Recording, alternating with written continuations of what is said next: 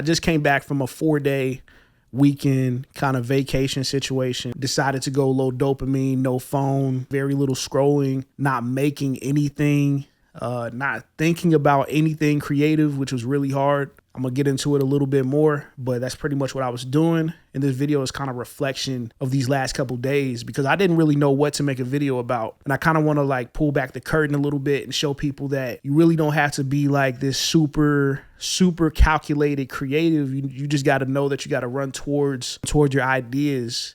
Discipline and consistency more than anything. Because I promise you, before I turned this camera on, I didn't even know what I was going to talk about. So the first thing I want to kind of get into was I was listening to this new Joe Budden podcast, and they were talking about Young Thug and like Young Thug getting out of jail and whatnot. And they were also talking about Ari Lennox and how Ari was kind of upset with Dreamville about how she's been locked up in her label deal. It's like 18 minutes of her ranting about this, kind of mad that they're not putting promotion behind her music, mad that they're not promoting it for her, not marketing it for her, mad that she's not getting priority on the label. Now, we're going to be completely honest. If you're like a hip hop fan at all, if you know about, artists doing what and whatnot, you know that Ari Lennox is the top of the food chain, which is neither here nor there. Because I mean, if you're on the label, I get it.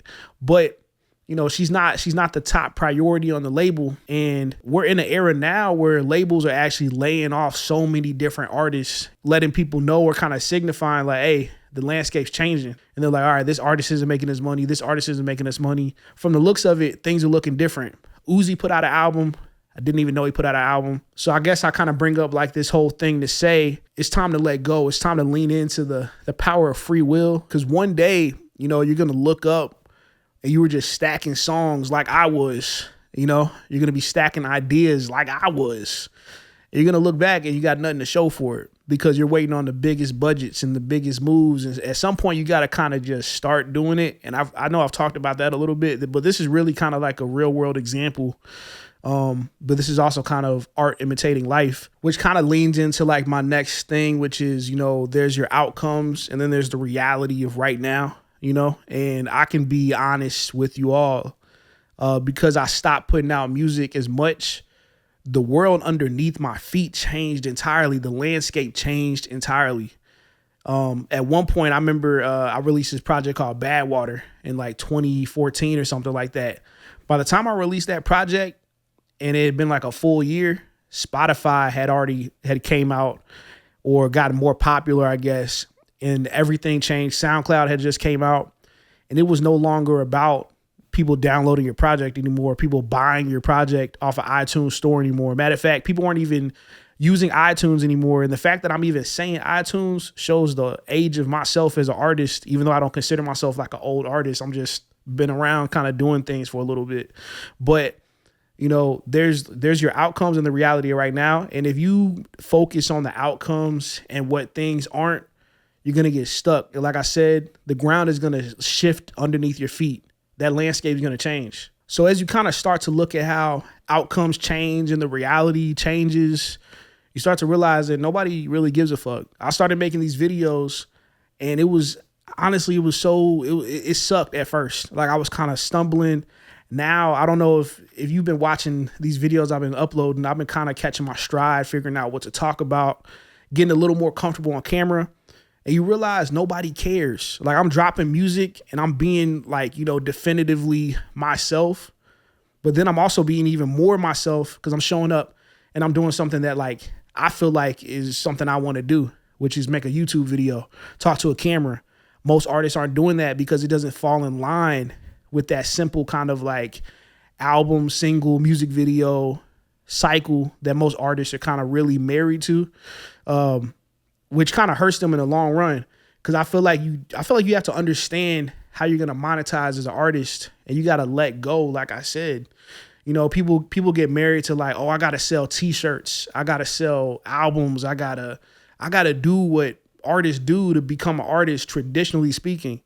And these are things that were like set up, artists are supposed to be people that reject the norms and rebuild things how they think they should be built, based on the tools that they have access to, not playing in this system where, what the big box corporate companies want you to play into because it works for their bottom line. That's where that thinking comes from, in my opinion. But, Challenge me if you want to. Let me know in the comments. And I think the next step in kind of this art of letting go is you got to stop doom scrolling. You got to stop comparing yourself. One of my homies, he'll always tell me, because honestly, behind the scenes, like I compare myself sometimes too. And he'll be like, yo, like, no, comparison is the thief of joy. This isn't a new quote or anything, but it's good to have people in your ear like, yo, I hear what you're saying, but the more you keep comparing yourself to other people, you're not going to get started. You're not going to do your thing. Because the more and more you compare, you start thinking about your quality. You start thinking about how much stuff you put out. You start thinking about the quality of what you put out. There's 1,000,001 things that you can compare yourself to. And when you can't just start and do your thing without that stuff in mind, it starts to hold you back.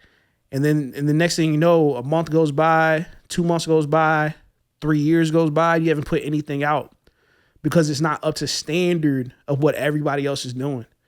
So this is like that true mentality, you know, that art of letting go.